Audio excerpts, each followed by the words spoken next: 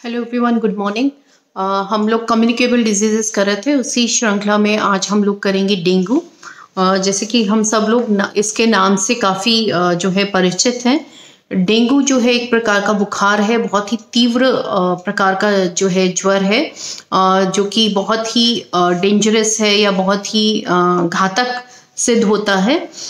इसके अंदर जो रोग फैलाने वाला जो वायरस होता है वो है अर्बोवायरस जो है वो मच्छर जो है एडीज इजिप्टी ये फैलाता है। बेसिकली इसके अंदर ये रहता है। अर्बोवायरस जो है ये मनुष्य और एडीज इजिप्टिस दोनों के अंदर जो है इसकी जो है एक तरह से श्रृंखला पूरी होती है। तो एडीज इजिप्टी जो है ये दो प्रकार के हैं। एडीज इजिप्टी मच्छर जो है, और दूसरा है एडीज एल्ब्रोपिक्टिस। एडीज एल्ब्रोपिक्टिस और एडीज इजिप्टिस ये दो मच्छर हैं जो कि डेंगू बुखार जो है वो फैलाते हैं। इसको इंडिया के अंदर, हम भारत के अंदर जो है हड्डी तोड़ बुखार के नाम से भी जानते हैं, क्योंकि इस बुखार के अंदर जो है शरीर की एक एक मसल और जॉइंट्स जो है वो बहुत ज़्यादा उसमें तीव्र जो है दर्द जो है वो रहता है। डेंगू के अगर हम सिम्टम्स देखें या सिंड्रोम देखें तो डेंगू सिंड्रोम इन्फेक्शन बोलते हैं। इसमें अलग अलग प्रकार की, इसमें अलग अलग स्टेजेस हैं जिसके अंदर डेंगू जो होता है, अगर बहुत ज़्यादा इसको समय पर ट्रीट ना किया जाए या ये बिगड़ जाए तो इसके अलग अलग जो चरण है वो हम देखेंगे कौन कौन से होते हैं। सबसे पहला है इसमें डेंगू बुखार या डेंगू फीवर, फिर है डेंगू हेमोरेजिक फीवर या डीएचएफ इसे बोलते हैं, या डेंगू रक्तस्रावी ज्वर, और उसके बाद है डेंगू शॉक सिंड्रोम, जिसे हिंदी में भी डेंगू शॉक सिंड्रोम के नाम से ही जानते हैं। इसका अगर इंक्यूबेशन पीरियड हम देखें, जो डेंगू फीवर है इसका इंक्यूबेशन पीरियड अगर आप देखें तो इसका 3 से 10 दिन या कई बार 5 से 6 दिन, या फिर मॉस्किटो में या मच्छर के अंदर इसका जो इंक्यूबेशन पीरियड है वो 8 से 10 दिन का भी होता है। मलेरिया, जिस तरीके से मलेरिया को हमने पढ़ा कि मलेरिया में मादा एनाफिलीज और ह्यूमंस के अंदर जो है उसकी लाइफ साइकिल कंप्लीट होती है, तो इसके जो हम कहेंगे कि इसका जो रिजर्वॉयर है इस एजेंट का वो कौन कौन है, ह्यूमंस और मॉस्किटो में एडीज इजिप्टी जो है वो मेन इसका जो है एक तरह से रिजर्वॉयर होता है। होस्ट अगर हम देखें तो ये किस किस में हो जाता है या किन लोगों में अधिकतर पाया जाता है, तो सभी उम्र के जो आदमी औरत हैं उनमें ये पाया जाता है। जनरली ऐसा देखा गया है कि बच्चों के अंदर जो डेंगू है वो कंपैरेटिवली कम पाया जाता है। अगर हम इसके अलावा जो है सिम्टम्स देखें, अगर हम दूसरी जो इसका जो वर्ग है या जो क्लासिफिकेशन है या जो दूसरे प्रकार का जो ज्वर है डेंगू का, अगर पहले इसका डेंगू बुखार के अगर हम सिम्टम्स देखें तो इसके अंदर अचानक से ठंड लगकर जो है बहुत तेज बुखार आता है, जिसके अंदर की सर दर्द, बदन दर्द और ये सब रहता है। हम कहेंगे कि शरीर का एक एक जो बोन है, एक एक जॉइंट है और मसल्स हैं, उसके अंदर तीव्र जो है बहुत जो है दर्द उसके अंदर रहता है। इसके अलावा जो है 24 घंटे के अंदर जो रेटिनो ऑर्बिटल है उसके अंदर भी दर्द होने लगता है, चक्कर आना, कब्ज होना, स्वाद में परिवर्तन होना, ये इसके लक्षण हैं।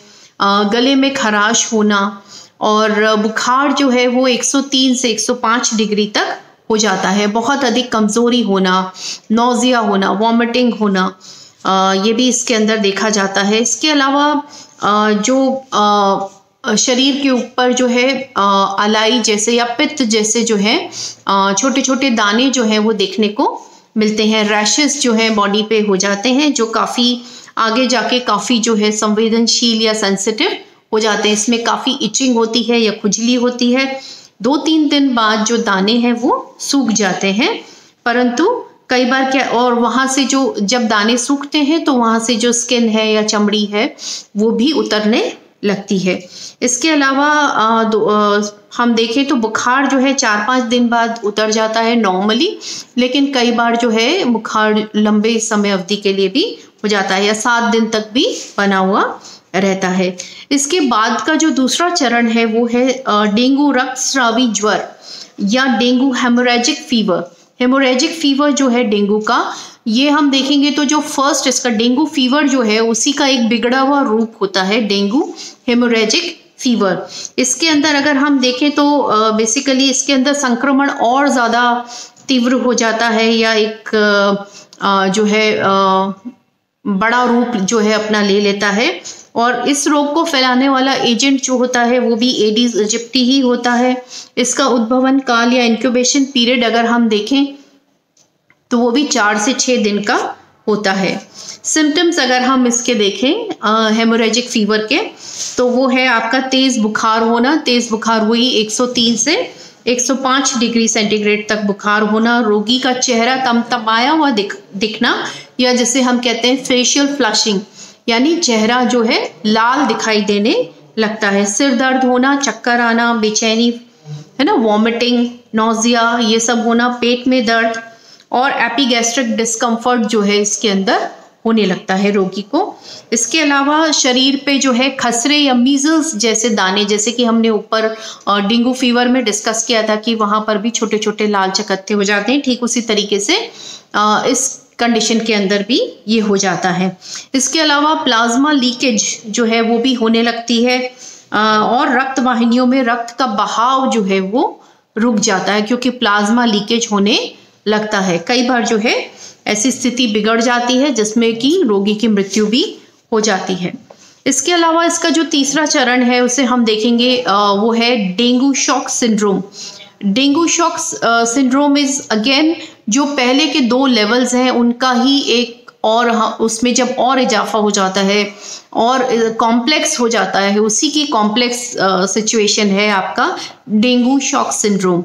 तो इसके अंदर जो है जो बीपी है, इसका जो पिक्यूलियर सिम्टम है वो है कि जो बीपी है या ब्लड प्रेशर है वो काफ़ी लो हो जाता है, कई बार जो है 20 mmHg इसका जो ब्लड प्रेशर है वो हो जाता है। त्वचा जो है वो चिपचिपी हो जाती है या क्लेमी स्किन जिसे हम बोलते हैं, और रोगी के अंदर जो है काफ़ी दर्द की वजह से काफ़ी छटपटाहट जो है वो होने लगती है।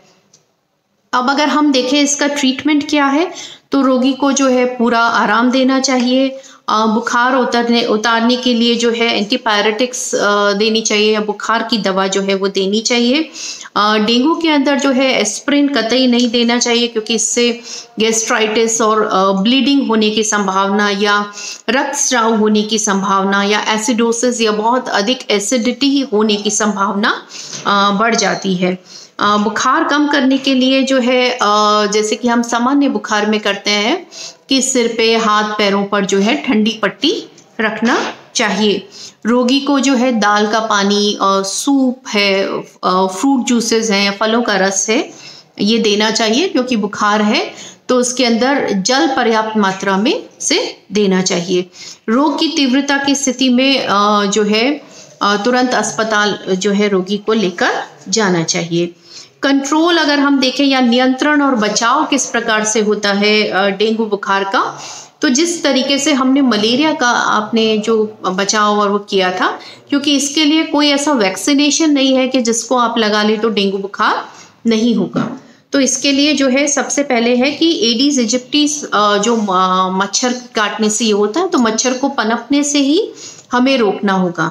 तो उसके लिए जो है जहाँ पर पानी जमा है उसको साफ, घर की हमेशा सफाई रखना है ना, जहाँ पे पानी को हमेशा जमा रहता है उसको चेंज कर, कूलर है जैसे तो चेंज करते रहिए, या पानी को आसपास कहीं टायर में, गमलों में इसमें जमा नहीं होने देना चाहिए जिससे कि वहाँ पर मच्छर ना पनपे। सफाई होनी चाहिए मच्छरदानी का और मस्कीटो रेपेलेंट का, ऐसी बहुत सारी क्रीम्स आती हैं जिनको लगाने से मच्छर पास में नहीं आते हैं, है ना, कॉइल्स आती हैं, तो ऐसे मॉस्किटो रेपेलेंट्स का प्रयोग करना चाहिए। फिर है जन जन में जो है डेंगू के प्रति जागरूकता जो है वो फैलानी चाहिए।